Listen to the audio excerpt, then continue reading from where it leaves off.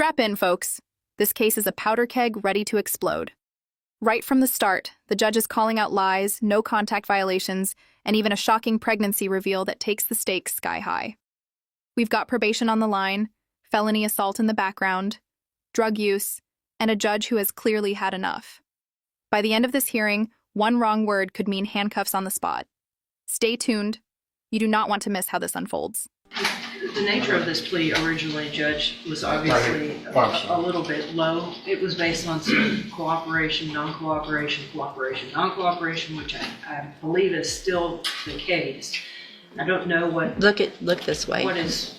I don't you know look this way. The relationship between the two of them. Obviously, I'm concerned for that. It's my understanding through Ms. Lopez that they're continually together, and that in addition to Mr. Bell, she is also violating that no contact order by voluntarily engaging. I think they got children together as well. Is that right? Well, that's why they're pregnant now. Is that right? But that's why I made the specific rule that they go through a third party to transfer kids, to see kids. And the problem is that the third party is his mother, which is, I've told him multiple times, cannot be. Cannot be. Okay. It's not worth. So here's the thing. I can't necessarily order you. You're not here in court on an offense. But he's going to jail today because y'all won't quit doing what I told him not to do. So it's that simple. Can I say something? He was already staying at the house. We both our names are on the house. He was already staying at the house. So when I went to the house, I just wanted him to leave because, me and the kids needed somewhere to go. And I called the probation officer on my own, but he was technically staying at the house already. I just wanted him to leave because me and the kids needed somewhere to go. And obviously we all couldn't be there. Right. But he haven't. So did he not leave so that you and the kids could stay there, and that's why you called? Yes, ma'am. Okay. But then he's it's been staying there. all right. Well, then you know what you have to do. You're the one. I got out the house and I waited on my ride before my ride came. Well, if you're staying at the house and you're, I'm resetting it for a sentencing hearing. If there's any testimony at that time, you can recall witnesses. And so, all right, it means communication. So you can't call her from the jail. You can't talk to her, period. Man, we have children together. We have 4 kids together. I'm going to have another child for him. How are we supposed to co-parent if we can't talk to each other? Well, y'all can't co-parent. That's why we're here. Because he assaulted you. He's on probation for a felony assault of you. So we're not co-parenting isn't where we're at right now. Right now, we're trying to keep you, that baby, and the rest of your children safe until I know he's following all the rules. He hasn't done the classes that he's supposed to have. He's using drugs. That's not safe for y'all. That's not co-parenting. Man, I'm trying to have another baby. I'm sorry. There's choices that both of y'all are making, and that's the choice that you're making to still be with somebody that assaulted you.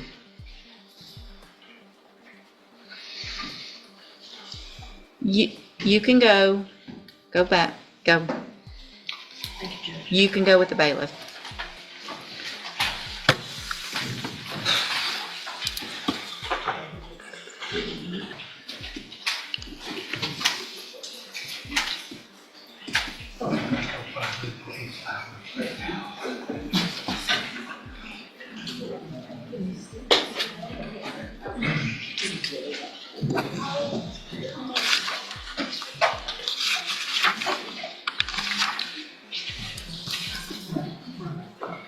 You get an updated PSI? Yeah.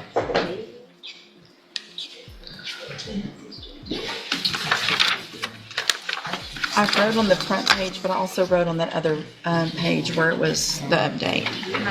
Yes, ma'am. Thank you. It's not an agreement, Judge, and I do have the complainant for the underlying offense as well as Ms. Lopez here. She may come up in the court. I need to admonish both of these individuals per my conversation with Ms. Lopez. Okay. If you've gotten to the point where you've frustrated Ms. Lopez, you know there's an issue. So, are we going to go through the motion? Yes, please, Your Honor. So let's do that first. Good morning, Ms. Lopez. Morning. And sir, you're Brandon Bell? Yes, ma'am. The best you can, raise your right hand, please. Do you swear or affirm the testimony you're going to give in this hearing will be the truth, the whole truth, and nothing but the truth? Yes, ma'am. Okay. And will he waive the formal reading of the motion? So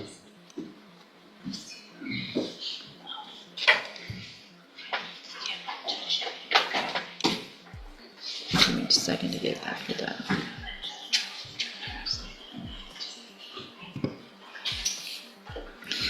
Mr. Bell, in cause number 24, DCCR 1008, I have a motion to revoke your unadjudicated probation.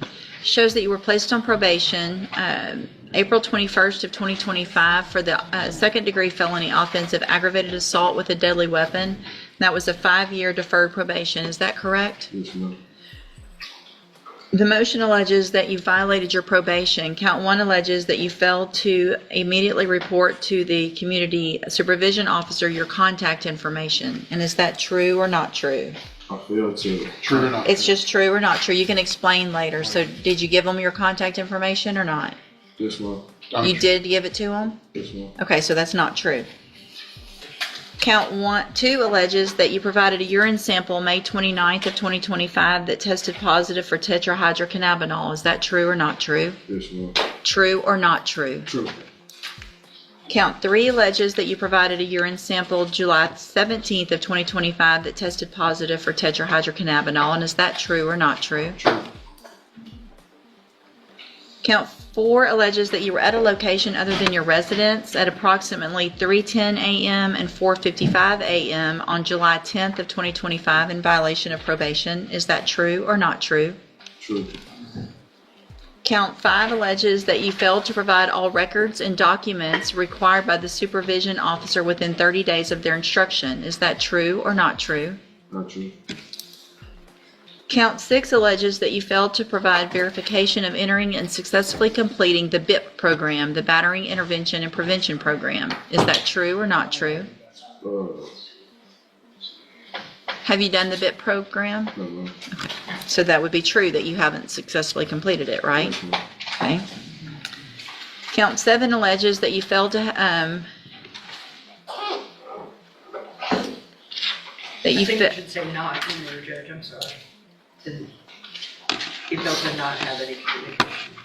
state wish to amend that to say not on number 7. Yes, Judge. Failed to not, any objection? Objection. So 7, hold on, let me make that.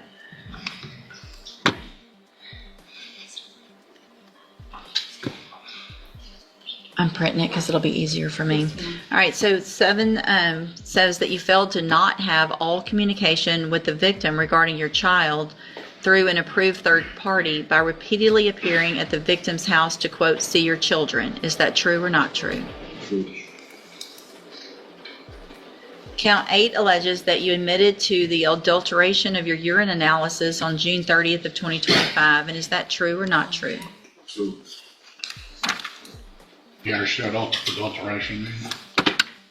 If the court could explain adult, I don't think you. I mean, did you show up to probation and do either a fake urine sample or have some type of, what was it, He admitted to drinking something that made his urine negative. gotcha. So did you do that? No. You didn't? You just admitted it, but you didn't really do it? Did you say it, or did you say that, or not? That you admitted to drinking something? So it says you admitted to the adulteration of your urine analysis, that which means you told your probation officer that you did something to make your urine analysis negative. Is that true or not true? Well, any piss test I Urine had. test. Any Urine, any listen. urine test I failed with. Listen to my question. I don't care about any of that. Yes, ma'am. Did you admit to your probation officer Not that I that know you did you admit to your probation officer that you drank something or took something that would make your urine clean? Not that I know of. Okay. Let's say not true. Count 10. Let's see. Actually, count 9. Hold on. I'm out of 5, 6, 7, 8. What I missed here? Count 9. So this goes over here. Alleges that you had contact with the victim of the offense, either in person, by telephone, via mail or through a third party several times after being put on probation in violation of your order. Is that true or not true? You said it again? Have you had contact with the victim of the offense? True.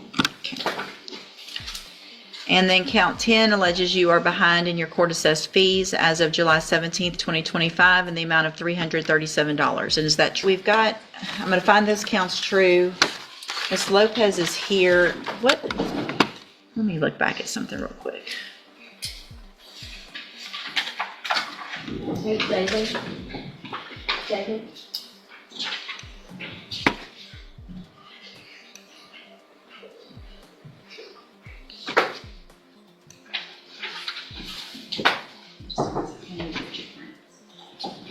When was the last drug test? My last drug tested him on the 18th of August. And it was negative? It was negative. And has there been any follow-up or treatment with spinal top? You mean mental health or Mhm. drug treatment? Mental health, yes. Okay. Yes. Okay. Deferred.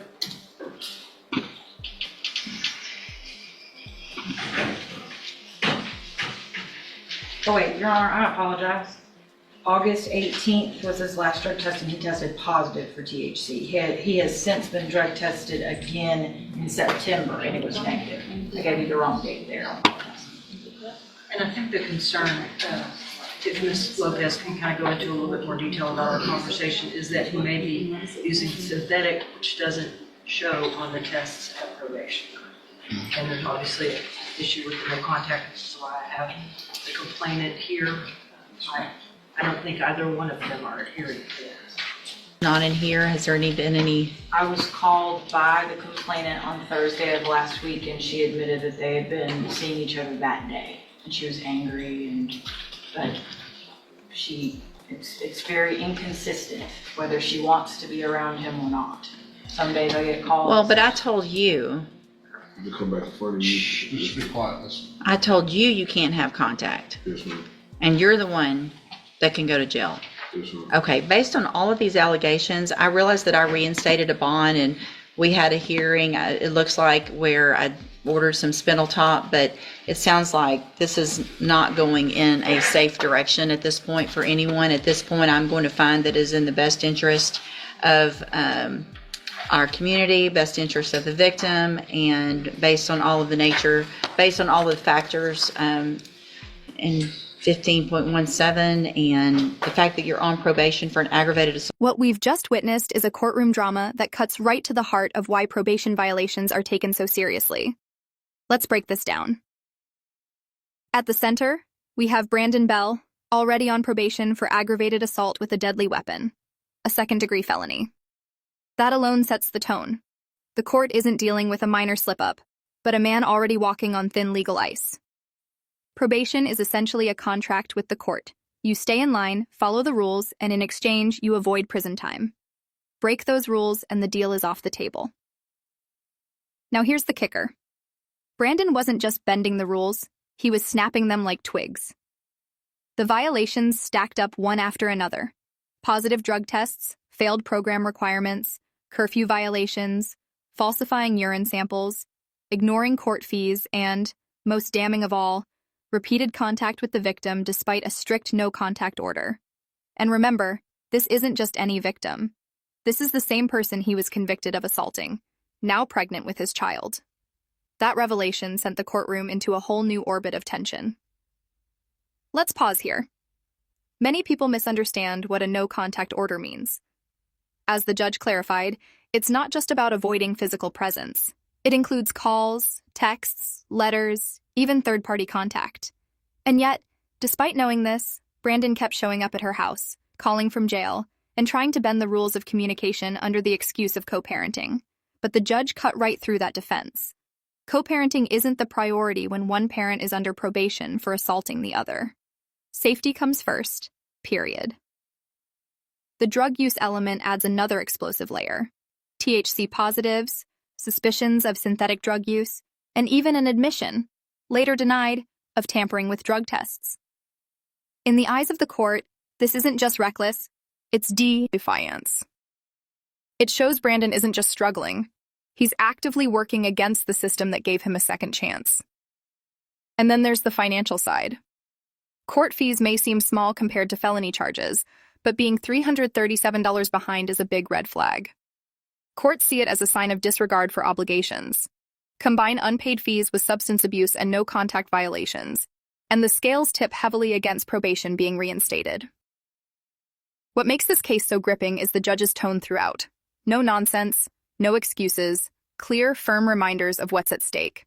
You can almost hear the frustration, not just with Brandon, but with the cycle of poor choices, broken rules, and continued danger to the victim and children involved. So what's the bigger picture here? Cases like this highlight the razor-thin line between freedom and incarceration for probationers. One violation might earn a warning. 10 violations? That's essentially begging the court to pull the plug.